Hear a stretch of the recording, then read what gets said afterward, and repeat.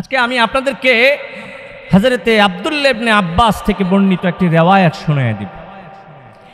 আব্দুল্লাহ ইবনে আব্বাস বলে, সিরিয়ার জমিনে একজন ইহুদি পাদ্রী ছিল। সে তাওরাত কিতাব তেলাওয়াত করত। প্রত্যেক শনিবারে সে তাওরাত কিতাব তেলাওয়াত করে মানুষদেরকে শোনাইতো, নসিহত করত। সে হঠাৎ করে দেখলো তাওরাতের মধ্যে 4টি জায়গার মধ্যে মুহাম্মদ সাল্লাল্লাহু আলাইহি ওয়াসাল্লামের নাম এসেছে। সে আগে গোসায় করলো কি, যেই পৃষ্ঠার মধ্যে আমার নূর নবী সাল্লাল্লাহু আলাইহি ওয়াসাল্লামের 4বার নাম দেখলো, ওই পৃষ্ঠাগুলি ছিঁড়ে ফেললো, আগুনে জ্বালায়া দিল। নাউজুবিল্লাহ। এরপরের শনিবার আবার তাওরাত কিতাব হাতে নিয়ে দেখে যে ওই কিতাবের মধ্যে 8 জায়গায় আমার নবীর নাম লেখা। এই পাদ্রী করল কি, ওই পৃষ্ঠাগুলি আর পাতাগুলি, তাওরাতের পাতাগুলি ছিঁড়ে আগুন দিয়ে জ্বালিয়ে দিল। এরপরের শনিবারে আবার দেখলো 12 জায়গায় নবীর নাম লেখা। সে আবার করল কি, সে ওই পৃষ্ঠাগুলি ছিঁড়ে আগুন দিয়ে জ্বালাইয়া চিন্তা করলো যে আমি তাওরাতের এই কিতাবটা আর পড়ব না, কারণ যতবার পড়ব আমি দেখব আস্তে আস্তে করে বাড়তেছে, এমনি পুরাটা তাওরাত মোহাম্মদের নাম দিয়া ভরপুর হয়ে যাবে।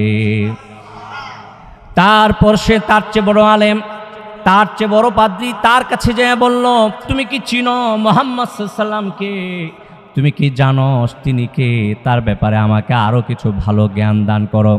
সে বলল, তোমাকে এই বিষয় নিয়ে চিন্তা করতে হবে না, এই বিষয় নিয়ে তোমাকে ভাবতে হবে না, তোমার সাথে তার দেখাও হবে না, সেও তোমাকে কোনোদিন দেখবে না, এই ব্যাপারে কোনো টেনশন করো না, যেমনে চলতেছো এমনি চলো।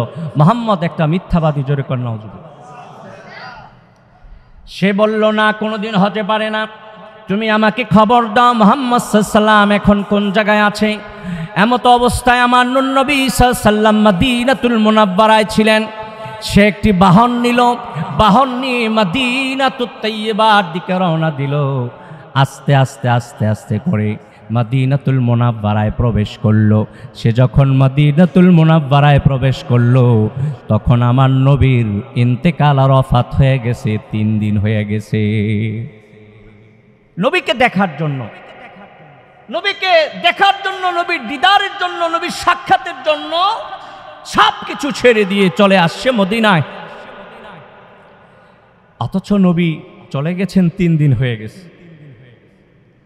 আয়েশা সর্বপ্রথম দেখলো সালমানে ফার্সিকে, মনে করছে এটাই মনে হয় মুহাম্মদ সাল্লাল্লাহু আলাইহি ওয়াসাল্লাম, কারণ নবীজির প্রত্যেকটা সাহাবী এত সুন্দর ছিল, নবীজির প্রত্যেকটা সাহাবী দেখতে এমন মানানসই ছিল যে মনে হইতো এটাই যেন মুহাম্মদ সাল্লাল্লাহু আলাইহি ওয়াসাল্লাম। সুবহানাল্লাহ কোন।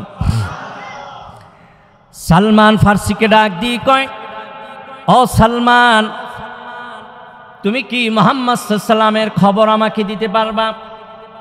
সালমান তো চিন্তায় পড়ে গেছে, আমি যদি বলি মুহাম্মদ সাল্লাল্লাহু আলাইহি ওয়াসাল্লাম ইন্তেকাল করেছে, তাহলে এই লোকটা হয়তো বা চলে যাবে।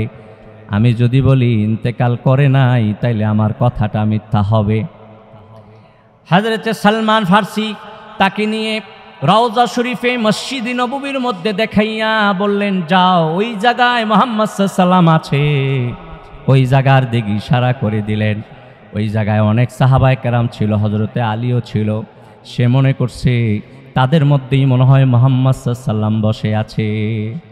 সে ইহুদি পাদ্রী যায়া মসজিদে নববীর ভিতরে প্রবেশ করেই বলল, আসসালামু আলাইকা ইয়া মুহাম্মদ সাল্লাল্লাহু আলাইহি ওয়াসাল্লাম। আমার নবীকে আছে, ওই জায়গায় আছে মনে কইরা সে সালাম দিল, আসসালামু আলাইকা ইয়া মুহাম্মদ সাল্লাল্লাহু আলাইহি ওয়াসাল্লাম।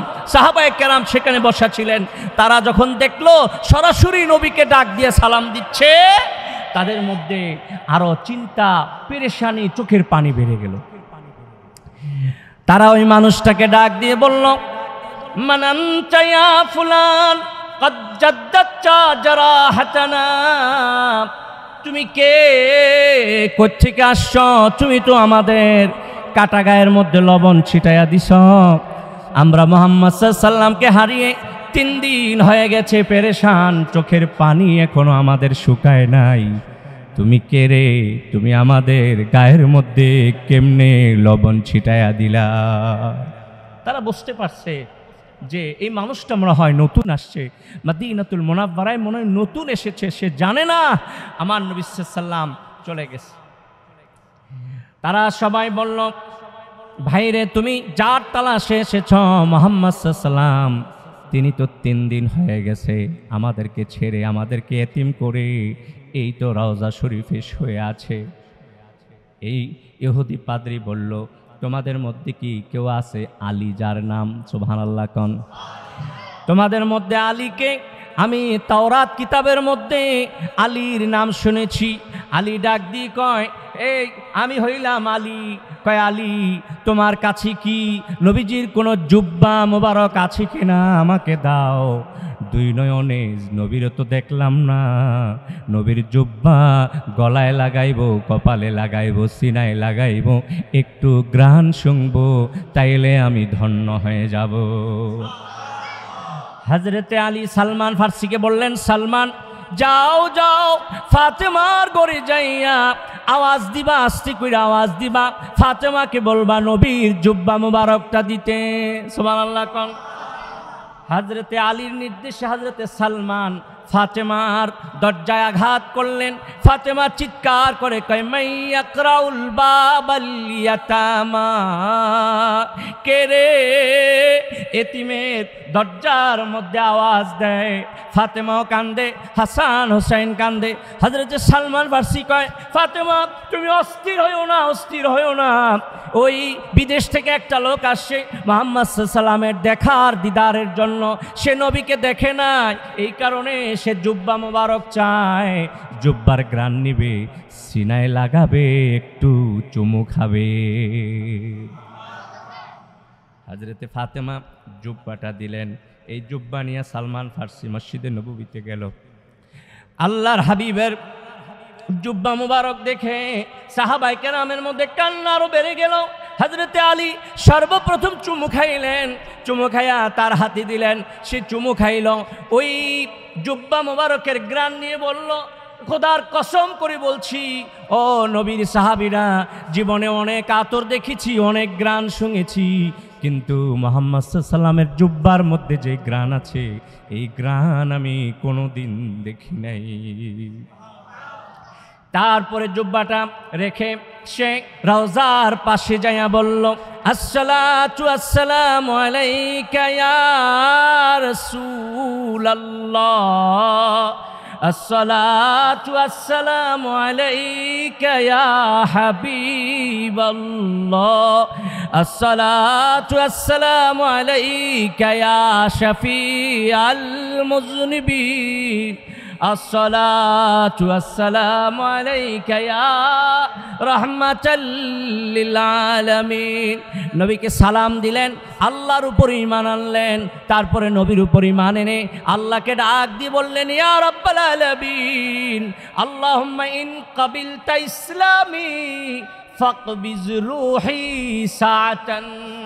এই পাদ্রী ঈমান আনার পরে আল্লাহকে ডাক দিয়ে বলল, রব্বুল আলামিন, আমি তোমার উপর ঈমান আনলাম, তোমার নবীর উপর ঈমান আনলাম, তুমি যদি আমার ঈমানকে কবুল করে থাকো, এই মুহূর্তে আমারে মৃত্যু দিয়ে দাও।